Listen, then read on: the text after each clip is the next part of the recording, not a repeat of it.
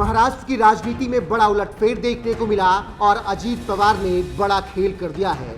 जी हां, एनसीपी नेता अजीत पवार अब शिंदे सरकार में शामिल हो गए हैं। उन्हें शिंदे सरकार में डिप्टी सीएम बनाया गया है। इसके अलावा पार्टी के 18 विधायक भी उनके साथ हैं, जिनमें से 9 को मंत्री पद की शपथ दिलाई गई है। इसके बाद अब शिवसेना उद्धव ठाकरे गुट की भी परेशानियां बढ़ गई हैं और इसीलिए संजय राउत का इस पूरे मामले में पहला बयान आया है। जी हां, महाराष्ट्र के इस बड़े राजनीतिक घटनाक्रम पर संजय राउत ने ट्वीट किया है और उन्होंने तीखा तंज कसा है। आपको बता दें कि संजय राउत ने अपना ट्वीट मराठी भाषा में लिखा है और उन्होंने कहा है, बीजेपी जिन लोगों को जेल भेजने की सोच रही थी, अब वो लोग मिनिस्टर पद की शपथ ले रहे हैं। तो इससे आप समझ सकते हैं कि किस तरीके से संजय राउत ने तीखी प्रतिक्रिया दी है और उन्होंने कहा है कि जिन लोगों को जेल में होना चाहिए अब वो मंत्री बन रहे हैं। आपको बता दें कि एकनाथ शिंदे ने जब इसी तरीके से बगावत की थी और उन्होंने शिवसेना तोड़ी थी, तो उस वक्त भी संजय राउत के तमाम बयान आए थे। फिलहाल अब महाराष्ट्र की राजनीति में एक बार फिर से बड़ा उलटफेर हुआ है और अजीत पवार ने एनसीपी को तोड़कर शिंदे सरकार में अपनी जगह बना ली है और उन्हें डिप्टी सीएम बनाया गया है। फिलहाल सुनिए एकनाथ शिंदे की सरकार में शामिल होने के बाद एनसीपी नेता अजीत पवार ने क्या कुछ कहा है और संजय राउत की प्रतिक्रिया पर आपका क्या कुछ कहना है। अपनी राय कमेंट कर में जरूर बताएं।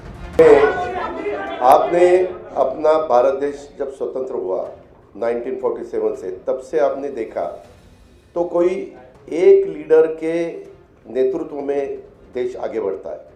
शुरू में अलग था, पंडित जवाहरलाल नेहरू जी के नेतृत्व में देश जब काम कर रहा था, देश में जब ये लोग काम कर रहे थे तो सरदार वल्लभ भाई पटेल, बाकी के जो लोग बहुत से थे, उन्होंने सबने मिलके वो देश चलाया। उसके बाद लाल बहादुर शास्त्री, इनका नेतृत्व आया। उसके बाद इंदिरा जी का नेतृत्व आया। इमरजेंसी के वक्त इंदिरा जी को अपने देश के लोगों ने थोड़ा सा बाहर उनको हरा दिया था, वो खुद भी हार गई थी।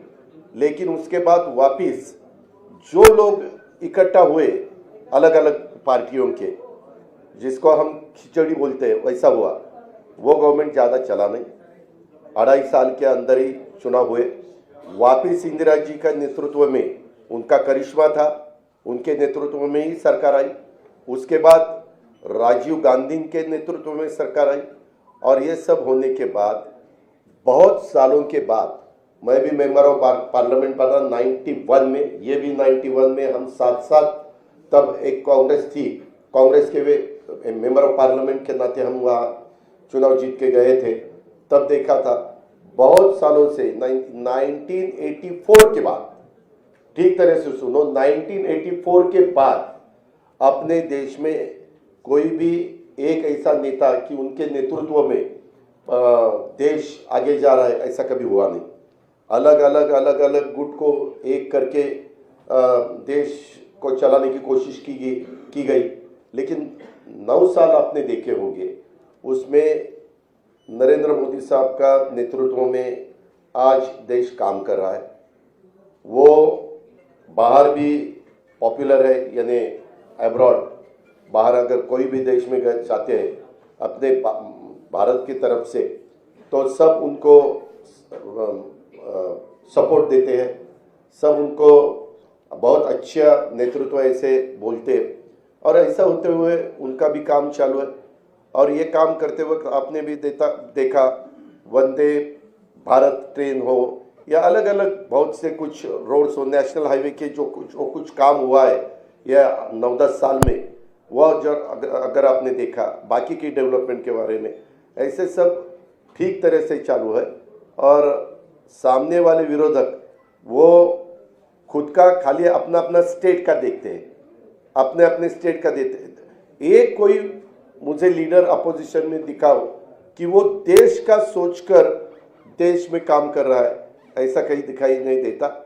और इतना बड़ा पॉपुलेशन होते हुए हमें सबको ऐसा लगा कि नरेंद्र मोदी साहब के नेतृत्व में ही लोकसभा हो या आगे वाले चुनाव हो, वो सहयोगी पार्टी के नाते, जैसे हम इससे पहले कांग्रेस के साथ जाते थे, तो बीच में हमने शिवसेना के साथ हम 2.5 साल गए, वैसे अभी आगे विधानसभा हो, लोकसभा हो, लोकल बॉडीज का तो चुनाव वहाँ के डिस्ट्रिक्ट के हमारे कार्यकर्ता सोचेंगे, वहाँ के लीडर सोचेंगे कि क्या करना चाहिए क्या नहीं करना चाहिए, लेकिन स्टेट के और देश के जो चुनाव है उसके बारे में हम साथ साथ जाना चाहते हैं, और इसीलिए महाराष्ट्र के डेवलपमेंट के लिए और देश और मजबूत होना चाहिए और आगे जाना चाहिए।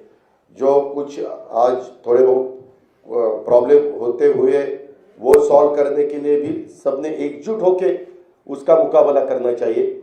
इसी माध्यम से हमने सबने मिलके ये डिसीजन लिया है, पार्टी के नाते हमने ये डिसीजन लिया है, और ये होते हुए पूरे विधायक हमारे साथ है, मेंबर ऑफ पार्लियामेंट हमारे साथ है, बाकी के पार्टी के वर्कर हमारे साथ है।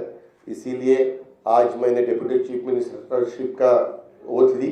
बाकी के हमारे सीनियर नेता और नया भी कुछ लोगों को हमने आज तक इस गवर्नमेंट में लेडी को प्रतिनिधित्व नहीं था, आगे शायद वो देंगे, लेकिन हमने वो भी सोचा और यंग जनरेशन को भी हमने कैबिनेट मिनिस्टर के नाते, जैसे पहले मुझे याद है भुजबल साहब के नेतृत्व में हमने जब 99 में चुनाव लड़ा था, तब हम यंग थे, मैं आर पाटिल, दिलीप वळसे पाटिल, जयंत पाटिल, हम सुनील तटकरे, हम सब ये लोगों को मौका मिला था। अभी वैसा ही संजय बनसोड़े हो या अपना आदित्य तटकरे हो या अनिल भाईदास पाटिल हो, ऐसे अलग अलग नए लोगों को भी हमने उसमें शामिल किया गया है, और उसमें ट्राइबल को भी प्रतिनिधित्व मिलना चाहिए, शेड्यूल कास्ट को भी प्रतिनिधित्व मिलना चाहिए, माइनॉरिटी को भी प्रतिनिधित्व मिलना चाहिए, लेडीज को भी प्रतिनिधित्व मिलना चाहिए। ऐसा सब सोचकर और ओबीसी को भी प्रतिनिधित्व ज्यादा मिलना चाहिए, ऐसा सब सोचकर हमने ये मिनिस्ट्री में मौका दिया है। और आगे भी जो हम जब बात सीएम साहब के साथ करेंगे, बाकी डीसीएम साहब साथ के करेंगे, बैठेंगे, तो बाकी के भी लोगों को और मौका देने की हमारी कोशिश रहेगी।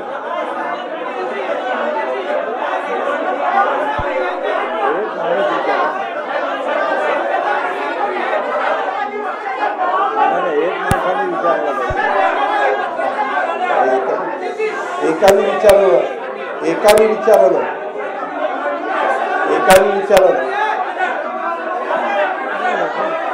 तो मग तुम्ही एकाने विचारा, मी विनंती करतो, मैंने जो कुछ कहा है वो सबके आपके सामने रखा है।